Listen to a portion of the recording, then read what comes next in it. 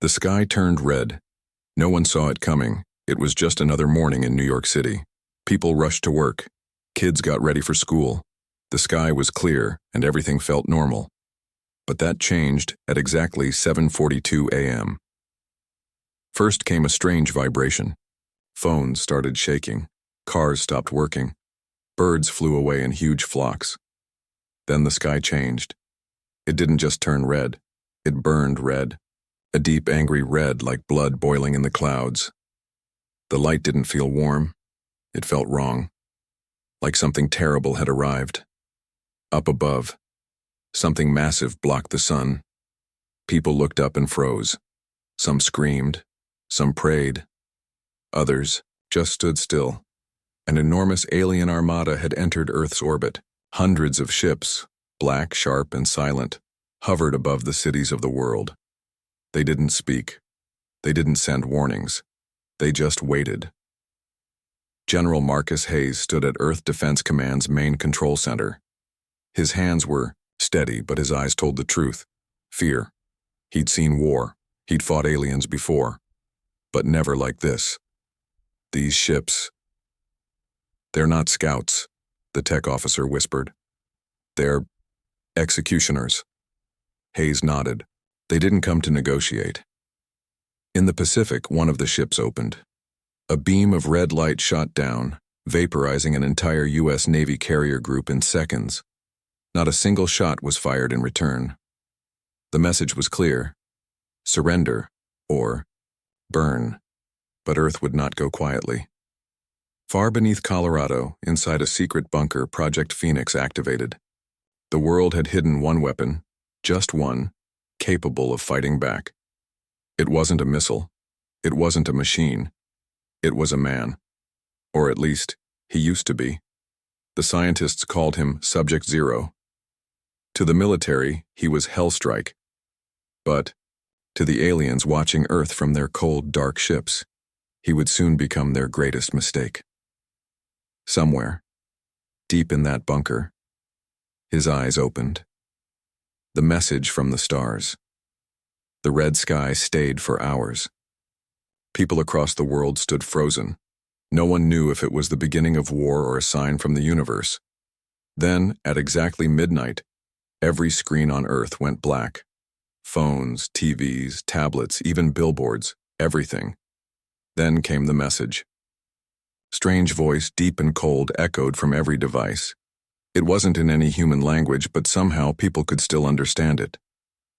The voice said, "You have been watched. Your violence, your strength, your madness. Now we test you. Earth is chosen, do not resist." Then silence. Panic exploded across the globe. Governments scrambled jets. Cities went into lockdown. People prayed, cried, and screamed. But in a hidden base deep under the Rocky Mountains, something else was happening. Captain Laura Monroe, leader of Earth's Secret Defense Force, stared at the message with narrowed eyes. She wasn't afraid. She was angry. "They're not just here to watch," she said. "They're here to judge us." Beside her stood General Kimura, an old war hero from the last Earth conflict. He nodded. "Our satellites picked up over 300 alien ships," he said. "Big ones, heavily armed. They're not here for peace talks." Lara turned to the command crew. "Begin Operation Iron Shield. Wake up the Black Unit." Around the world, others were preparing. Old weapons were powered up. Underground bunkers were opened. Secret tech, built from crashed alien ships, was unlocked. But one place was different. In a small village in India, a teenage boy named Arjun looked up at the red sky with calm eyes. He had always been different. He could sense things others couldn't. Animals trusted him. Electronics broke when he got too close. His grandfather used to say he had starfire in his blood. That night, Arjun heard the alien message, but he heard something else too. A whisper behind the voice. A hidden call. It wasn't meant for the world. It was meant for him. Arjun's eyes glowed faintly blue. "They've come for me," he whispered. Meanwhile, up in orbit, the alien commanders watched Earth closely. Inside their massive flagship, Admiral Creel of the Zarn Dominion reviewed the planet's response. "The humans are moving fast," he growled. "They're more organized than expected." A younger officer hissed. "Should we begin the first strike?"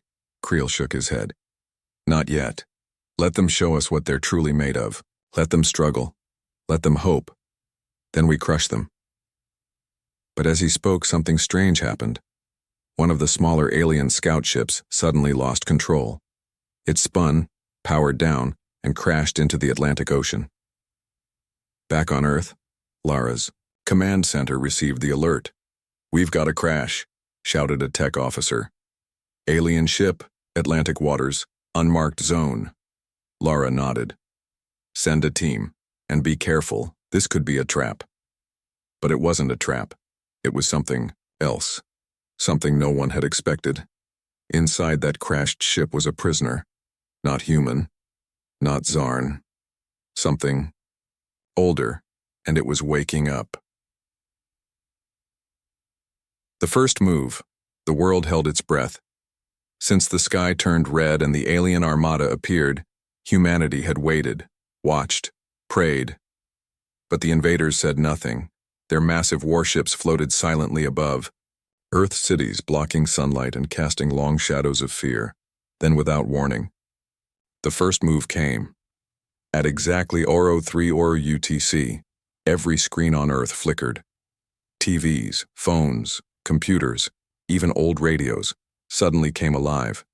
The same deep, alien voice spoke across every device in every language.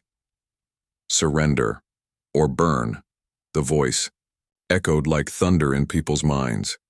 It was not just a threat, it felt like a promise. People screamed, sirens blared, governments scrambled to respond. But before any order could be given, the Armada acted.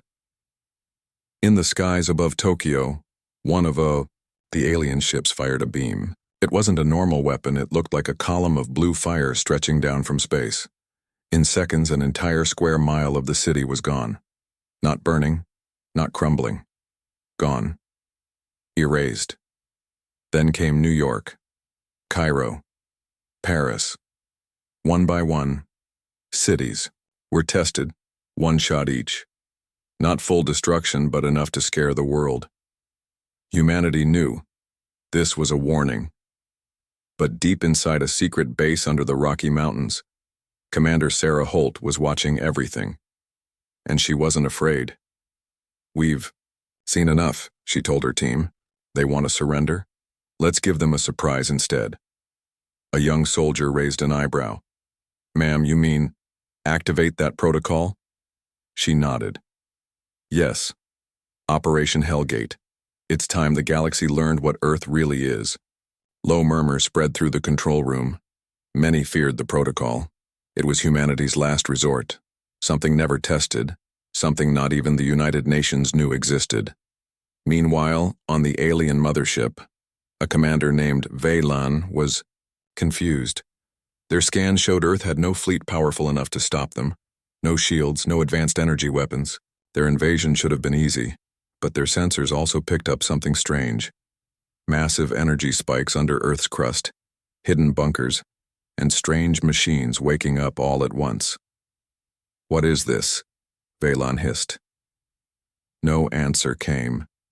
The invasion had begun, but the war, the real war, had not even started yet. Because humanity's response wasn't to beg, it was to fight back. And what came next? No alien mind had prepared for. The message from the void. The entire world went silent when the alien broadcast began. It started with a low hum, like a deep growl rising from the earth. Radios, televisions, even satellites picked it up. Every frequency was hijacked. The signal was everywhere. Then came the voice, cold, metallic, and layered with static. "Humans, you were weighed, you were measured, and you were found. Defiant."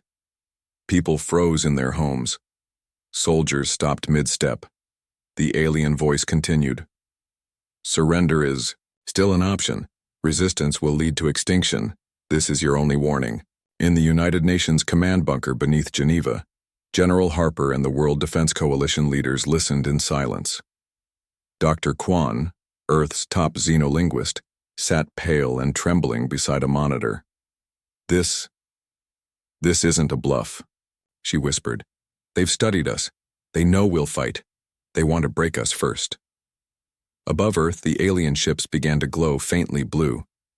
Massive cannons extended from their hulls. One by one, they charged with humming energy, aimed straight at Earth's largest cities, but then something strange happened. The sky lit up, not from the alien weapons, but from behind the moon. Human warships, sleek, black and silent, they emerged like shadows from deep orbit. They had been hidden for years, part of a secret defense plan, codenamed Project Hades. Each ship carried advanced rail weapons, energy shields, and the most dangerous warriors Earth had ever produced. The first to speak was Captain Ayla Monroe of the HSS Vanguard. "This is Earth's answer." And then the counter-message was broadcast, clear, sharp, and full of human steel. "We see your invasion and raise you extinction." The alien command ship hesitated. For the first time, their scanners showed human technology they couldn't explain. Ships with armor made from unknown alloys, weapons that seemed impossible. Inside the alien mothership, Supreme Overlord Jatun narrowed his eyes. They were not supposed to have this, but Earth was not what they thought humanity had prepared. The first strike. The silence before the storm was thick, like the world itself was holding its breath. Then it shattered. High above Earth, in the black void of space, the Vanguard fired the first shot. A blinding streak of energy burst from the rail cannon and slammed into one of the alien dreadnoughts. The enemy ship shuddered, its shields flaring violently, but it didn't fall. Not yet, but it had been touched.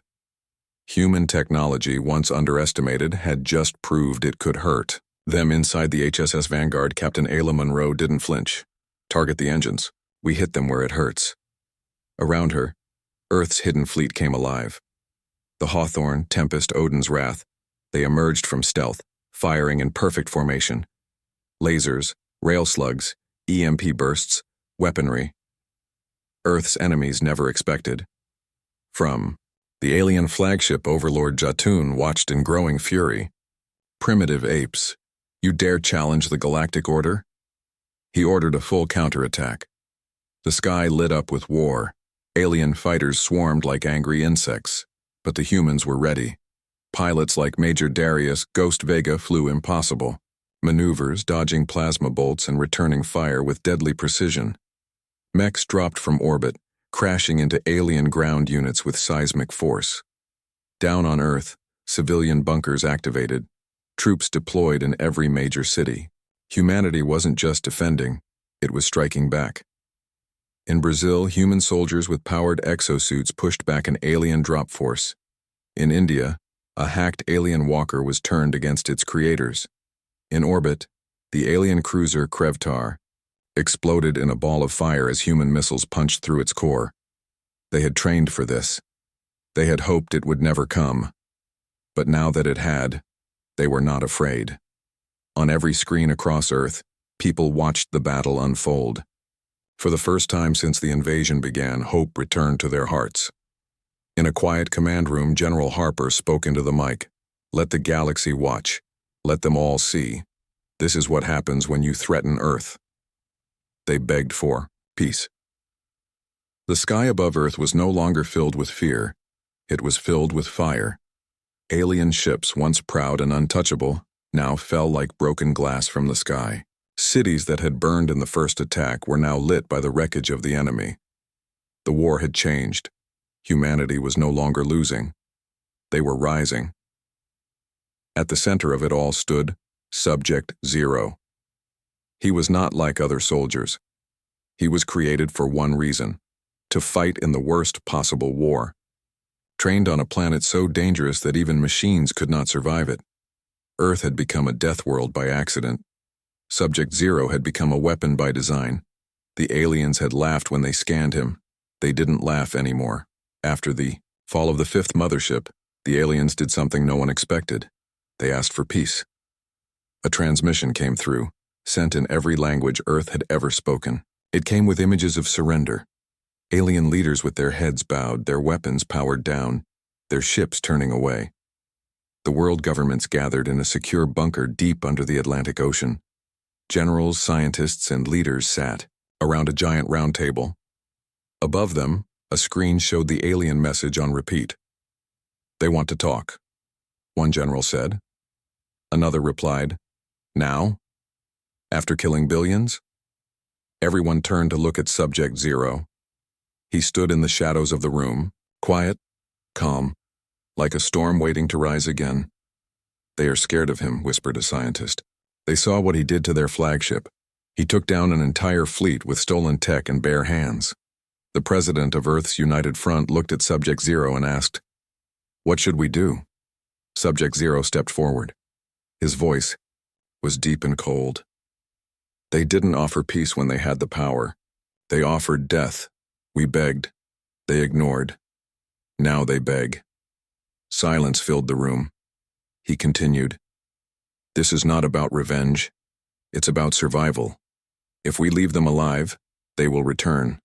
Not today. Maybe not for 100 years.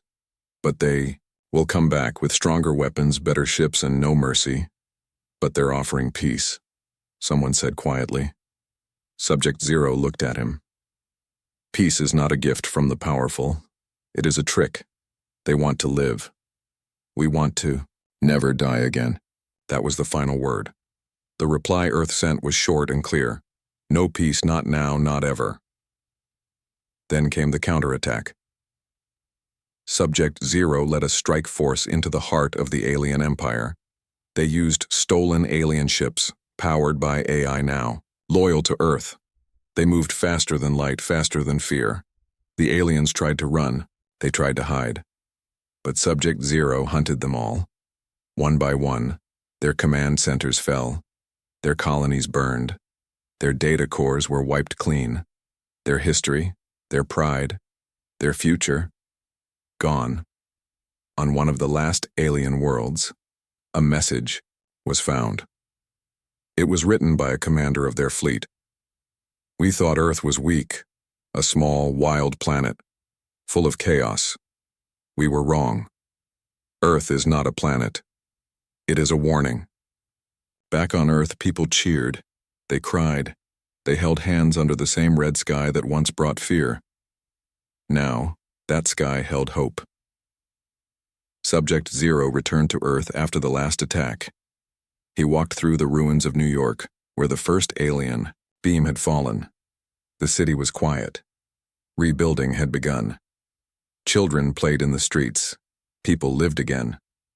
A reporter asked him, "What made us win?" Subject Zero looked at the sky and answered, "We had something they didn't." "What's that?" He turned to her. Nothing left to lose. Earth's shadow falls on the stars. The war was over. The last alien mothership, bigger than any human city, burned in the darkness above Jupiter. Its wreckage floated in space, silent and cold. No survivors, no signal, just the soundless echo of defeat. Earth had won. But victory came at a price. Billions were dead. Cities were in ruins. Oceans were poisoned. But humanity was still standing. That was all that mattered now. In the weeks that followed, the people of Earth began to rebuild. Fires were put out. Clean water returned. Survivors were found. For the first time in years, the world had hope. And yet, fear still lived in the hearts of many. What if they come back? Some asked. They won't, others said. We destroyed their fleet. But Subject Zero knew better. He stood on the surface of the moon, looking down at Earth. Behind him, the first human interstellar fleet was being built.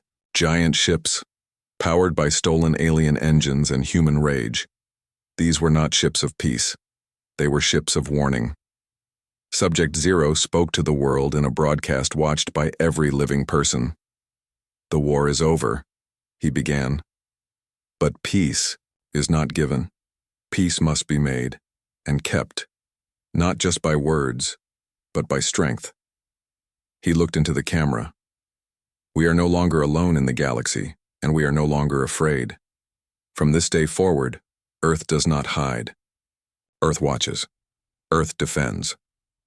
People clapped. Some cried.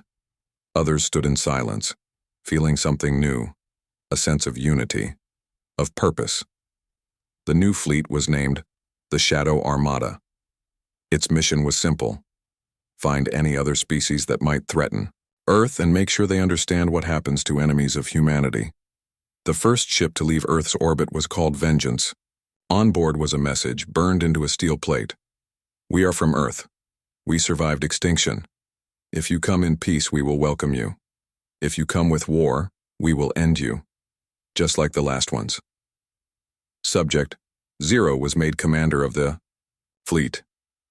He didn't smile. He didn't speak much. But he was always watching. Always ready. As Vengeance crossed into deep space, sensors picked up strange signals. Unknown languages. Movements in the stars. The galaxy was alive, and now it knew Earth was out there. One alien message translated to, "The humans are coming. The death world sends its shadow." The galaxy began to change. Planets that once thought they ruled the stars now spoke carefully. Civilizations that never feared anything now watched their skies. For the first time, the galaxy had a reason to be afraid. Back on Earth, statues were built. Not of kings or presidents, but of people who fought. Doctors, pilots, children who survived, farmers who fed millions. And one statue taller than the rest, Subject Zero, standing with his weapon, staring into the stars. The base of his statue read, "Not the strongest, not the smartest, just the last one standing." Years passed. The new world was not perfect, but it was stronger, safer. Humanity had learned to build from ashes, to rise from loss, to protect its own. In schools, children learned the story of the invasion. But more than that, they learned what it meant to be human, to fight not for power, but for survival, for each other.